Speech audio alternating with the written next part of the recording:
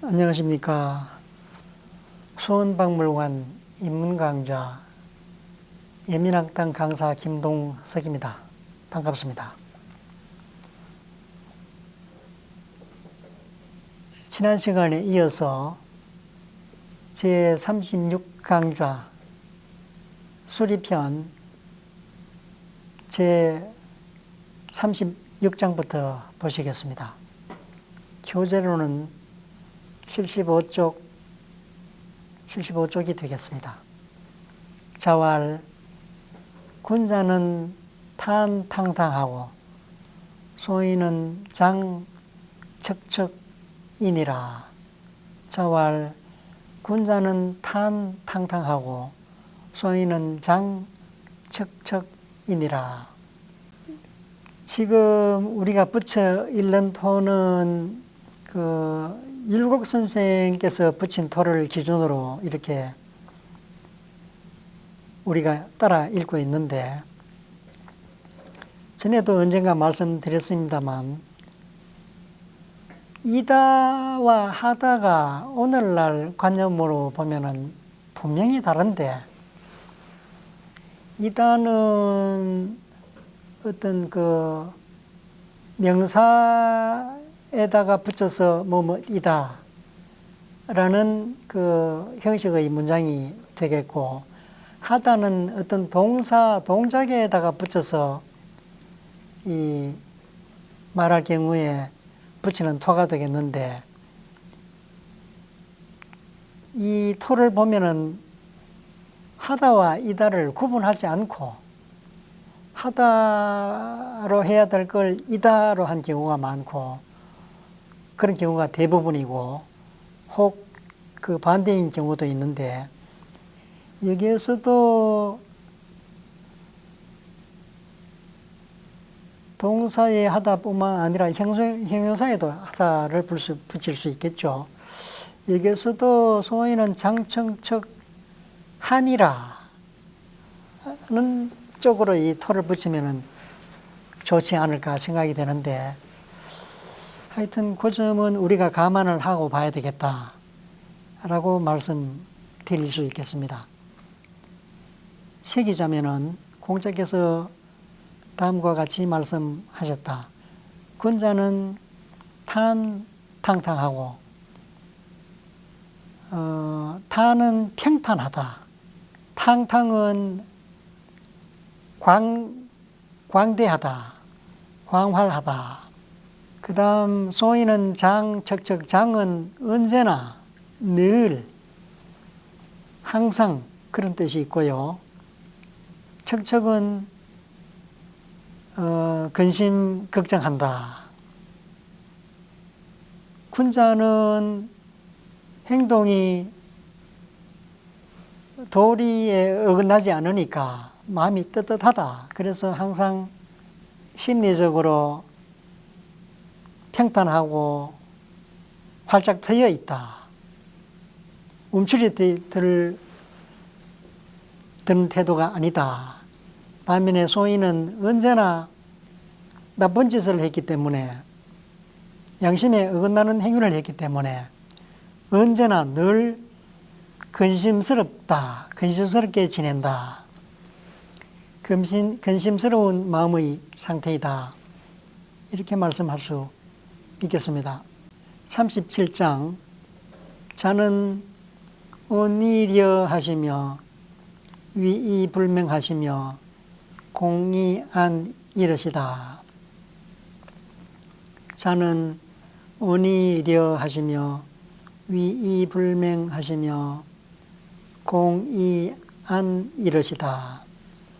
선생님께서는 온화하면서도 엄숙하시고, 위험이 있으시면서도 사납지 않으시고, 공손하시면서도 편안한 모습이었다.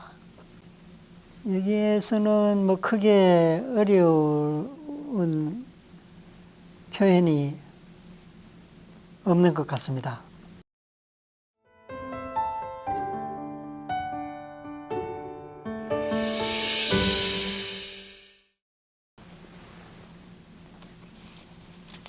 다음 태백편으로 넘어가겠습니다. 태백 제8이라 범 21장이라 제8편 태백편 모두 21장이다. 제1장 자왈 태백은 기가위 지덕야이의로다. 삼이천하양하되 민무덕이 칭은 이온요. 자왈 태백은 기가위 지덕야이의로다. 삼이천하양하되 민무덕이 칭은 이온요. 태백의 그 훌륭한 덕을 칭송하면서 묘사한 감탄문 형식이 되겠습니다. 자왈 공책에서 다음과 같이 말씀하셨다. 태백이라는 사람은 기가위 지덕야이의 아마도 지극한 덕을 지닌 사람이라고 말할 수 있을 듯하다. 이 앞에 그 기자는 뒤에 의문조사하고 문장 끝에 의문조사하고 호응해서 아마도 뭐뭐인가 보다 또는 어찌 뭐뭐 하겠는가 이런 식으로 많이 쓰이는데 여기서는 의문조사 없이 쓰였는데 그럴 경우에도 아마도 라는 뜻으로 새길 수 있습니다. 이 그 기자가 그런 예인데 여기서는 이 그 기자를 아마도 라고 새기면 정확하다고 하겠습니다. 지극한 덕이다. 여기서도 사람이라는 말을 보충해서 지극한 덕을 갖춘 사람이다 라고 이럴 수 있겠다. 아마 그렇게 지극한 덕을 갖춘 사람이라고 이럴 수 있지 않겠는가. 왜냐? 삼이천하양하되 세 번이나 천하로서 양보하였으되 세 번이나 천하를 양보하였는데 그런데도 사람들이 민무덕이 칭은 무는 무는 없다. 무덕이 뭐뭐 할 수 없다. 앞에 시간에도 얻을 덕자에 말이을 이자가 나왔는데 그 뭐뭐 할 수 있다. 무덕이 뭐뭐 할 수 없다. 이 덕이는 그냥 하나의 그냥 그 수로 관용구로서 뭐뭐 할 수 있다, 뭐뭐 할 수 없다 이렇게 그냥 기억해 두시는 것이 좋겠습니다. 민무덕이 칭언 사람들이 칭찬할 수가 없다. 칭찬할 방법이 없다.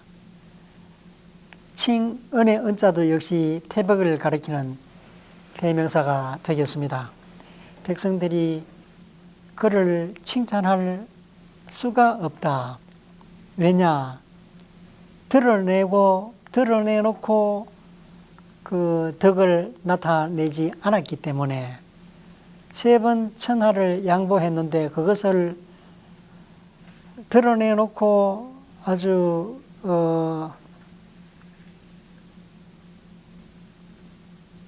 누구라도 훌륭하다라고 여길 정도로 드러내놓고 행동하지 않았다. 잘 차리채지 못하게 넌저시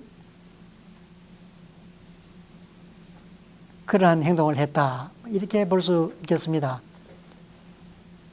그 밑에 그림에 나와 있습니다만 태백이라는 사람은 고공담보라는 사람의 아들로서 그 문왕의 숙부가 되고, 지난 시간에 제가 주공의 숙부라고 그랬는데 주공의 숙부가 아니고 주공에게는 사촌 할아버지가 되겠습니다. 문왕에게는 삼촌이 되겠고요. 문왕에게는 숙부가 아니라 큰아버지 백부가 되겠습니다. 백부가 되겠고, 주공에게는 사촌 할아버지가 되겠습니다. 고공담부에게 아들이 두 사람 있었는데, 태백과 지금 나오는 태백편의 이 태백과 계력이 아들이 셋 있었는데, 태백, 중옹, 계력 이 두 사람 세 아들이 있었고, 태백이 중옹하고 왕위를 버리고, 태백이 왕위를 버리고 오나라로 도망을 가니까 중옹도 같이 따라서 갔는데, 그래서 이 태백이 오나라의 시조가 되고, 성은 역시 주나라 왕실의 성인 희시 성을 가진 사람이 되겠습니다. 태백의 다음 동생인 계력이라는 사람이 문왕을 낳고, 문왕이 무왕을 낳고, 문왕이 무왕과 주공을 낳고, 무왕의 아들이 성왕인데, 성왕은 어린 나이에 왕위에 올라서 천자의 자리에 올라서 통치를 못하니까 주공이 섭정을 해서 어린 성왕이 성인이 될 때까지 잘 보필했다. 이래서 아주 대단한 인물로 유학에서 평가를 받죠, 주공이.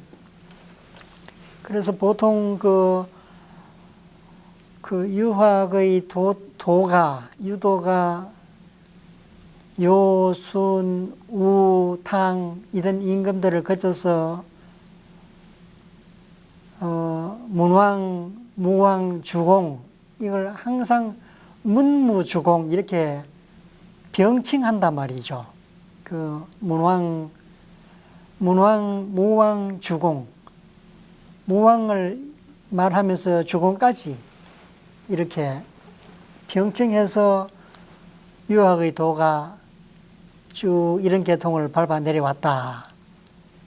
요순, 우탕, 문무, 주공. 그 주공에서 이제 공자, 맹자를 거쳐서 내려오다가 한 1000여 년 동안 유학의 도가 유맥이 끊겼다. 그러다가 정자 때에 와서 다시 유학의 도가 이어졌다. 이게 주자가 하는 말입니다. 주자가 하는 말인데, 그래서 주자가 이런 말을 할 때는 그 정자로부터 그 계통을 또 자기가 이어받았다는 말이 아마 내포되어 있는 듯한데, 뭐 제가 정확하게 기억하고 있는지는 모르겠습니다. 그리고 우리나라에서는 이제 최치원을 필두로 그 다음에 안향, 고려 때 안향, 그 다음에 조선시대로 들어와서는 기억이 좀 가물가물한데, 김종직, 한헌당, 김경필, 일두 정여창, 그 다음 조광조, 이황, 이율곡 이런 계통으로 쭉 내려오죠. 우리나라에서는 유학 계통을 그렇게 잡고 있는데, 하여튼 그 고대의 그 훌륭한 도를 갖춘 인물들을 열거할 때는 항상 요순부터 시작한다. 요순, 우탕, 문무, 주공, 공자 이렇게 이어져 내려온다. 그 중에 그 그 문왕, 무왕, 주공의 계통을 올라가면은 문왕의 아버지가 계력이고 계력이 고공단보인데 고공단보는 나중에 문왕이 주나라를 세우고 태왕이라고 그 시호를 올려주어서 보통 고공단보를 태왕이라고 부른다. 고공단보 위로 올라가면은 아주 또 몇천 년 올라가면은 후직이 있다. 뭐 이런 식으로 이어지는 것 같습니다. 그 태백을 왜 지극한 덕을 갖춘 사람이라고 평가하느냐 하면은 고공단보의 맏아들로서 그 고공단보는 조그마한 그 제후국의 왕이라고 할까요? 그런 정도인데 태백은 장자이니까 그 지위를 물려받을 수 있는데 그 동생의 아들인 조카 문왕이 태어나면서부터 똘똘했다. 똑똑하고 영민하니까 할아버지인 고공단보가 계력을 통해서 문왕한테 이 손자한테 계통을 이어주는 것이 좋겠다라고 생각을 했단 말이죠. 그 의중을 간파하고 태백이 내가 그러면은 여기 있으면은 방해가 되니까 나는 먼 데로 떠나야 되겠다라고 하고 마음 먹고 떠난 데가 오나라였다.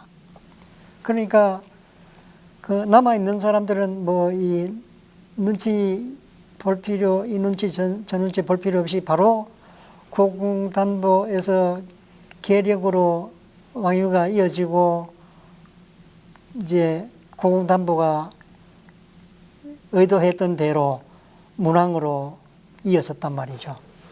그래서 문왕은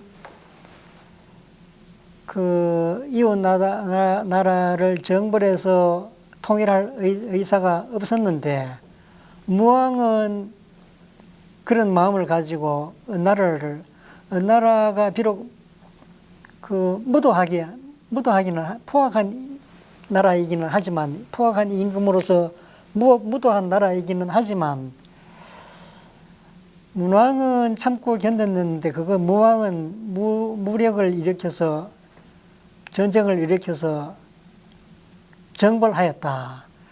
그래서 조금 인을 실천한 데에는 결함이 있다라고 볼 수 있는데 그러면서도 유학의 계통은 이렇게 아까 말씀드린 대로 이어져 내려오는 것으로 본다.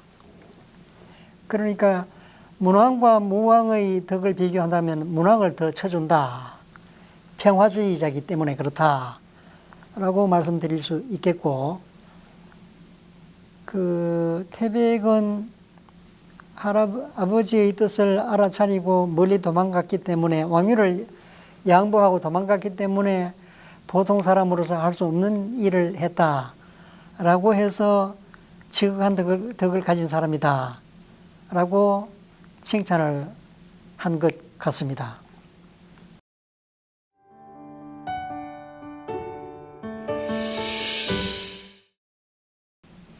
다음 2장으로 넘어가겠습니다. 자왈 공이 무례적로 하고 신이 무례적 시하고 용이 무례적 난하고 직이 무례적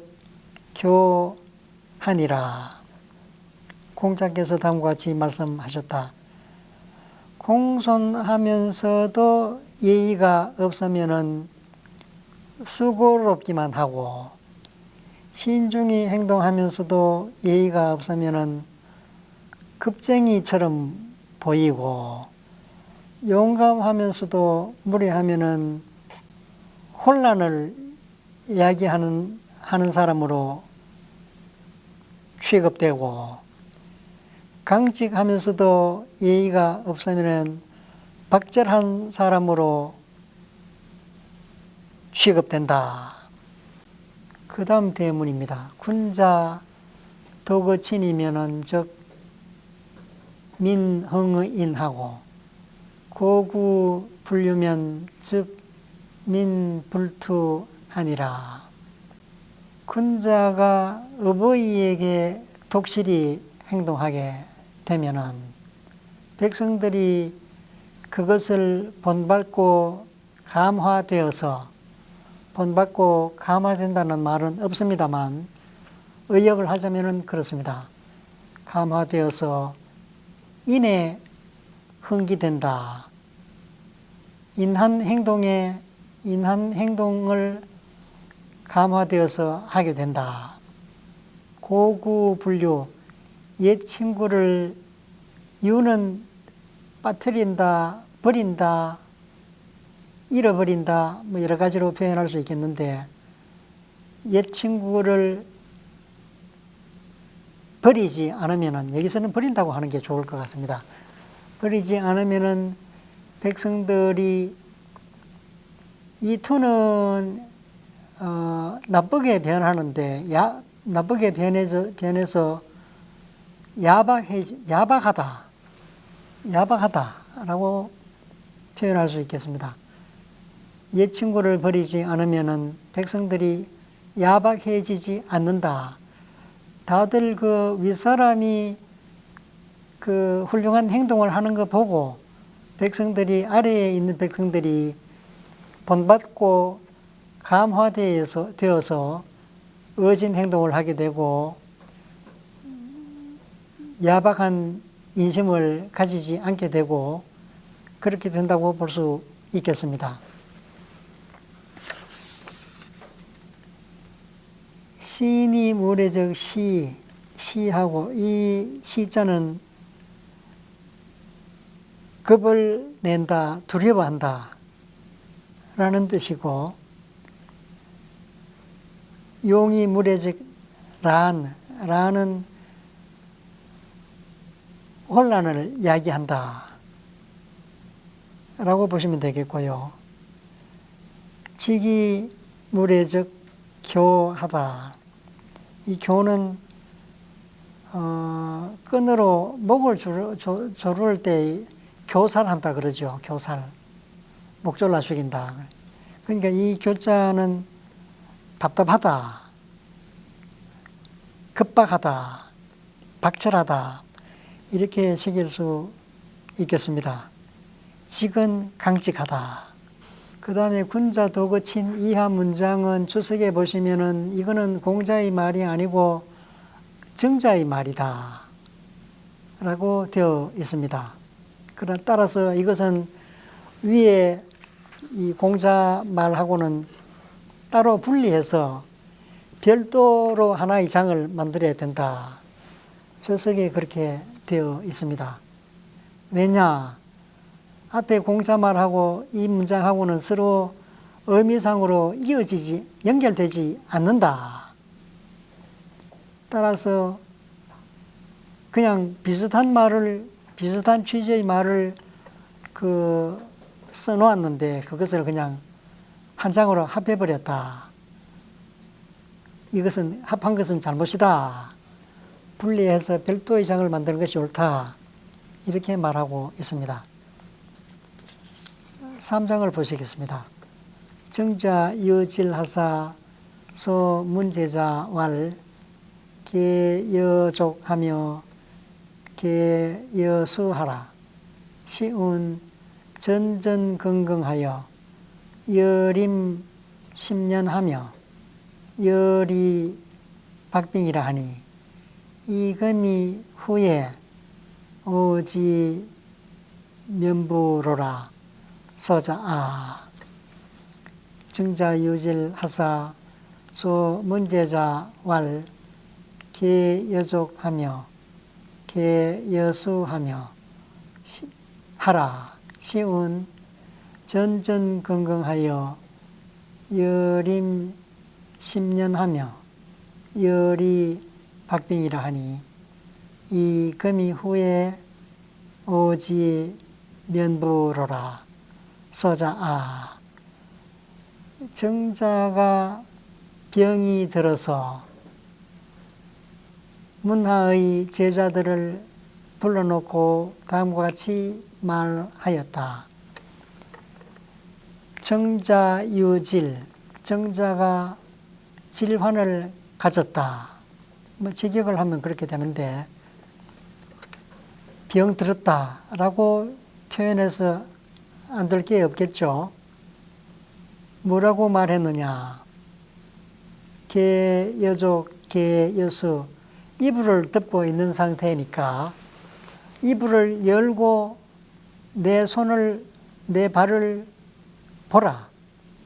내 발을 열고, 이불을 열고 내 발을 보아라. 내 발에 덮인 이불을 열어라. 내 손을 덮은 이불을 들쳐 열어라. 뭐 그런 말이 되겠습니다. 열어서 보라는 얘기죠. 왜냐하면은 그 전에도 앞에도 나왔듯이 그 죽을 때까지 몸을 손상하지 않는 것이 부모에 대한 도리다, 효도이다. 유학에서 이렇게 가르쳤으니까 온전한 상태로 내 신체가 온전한 상태로 지금 죽게 되었다 라는 말을 하기 위해서 이불을 펼쳐서 내 손발을 보라 라고 한 것이죠. 그러면서 계속 말하기를 시에서 읊조리기를 전전근긍긍 여림십년 여리박빙 이런 그 구절이 있는데 시에서 이렇게 말했는데 지금에서야 이금 이후 지금 이후로 지금이 되었고 그 이후에 직역을 하면 그렇게 되겠습니다. 지금에 이르렀고 지금 이후에 오지면부 나는 면하였음을 알겠다.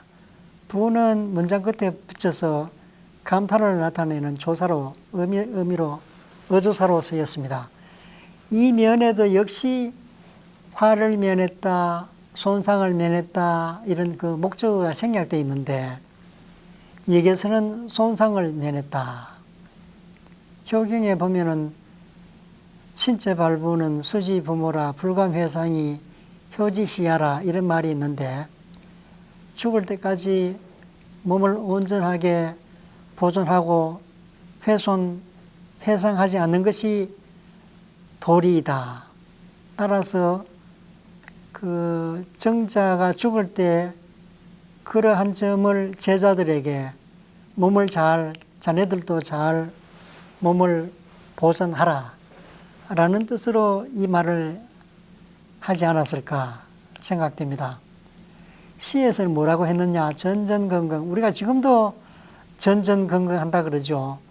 저는 마음심변에 이 전자를 쓰기도 하는데 역시 고금자의 관계죠. 부들부들 떤다. 전율한다.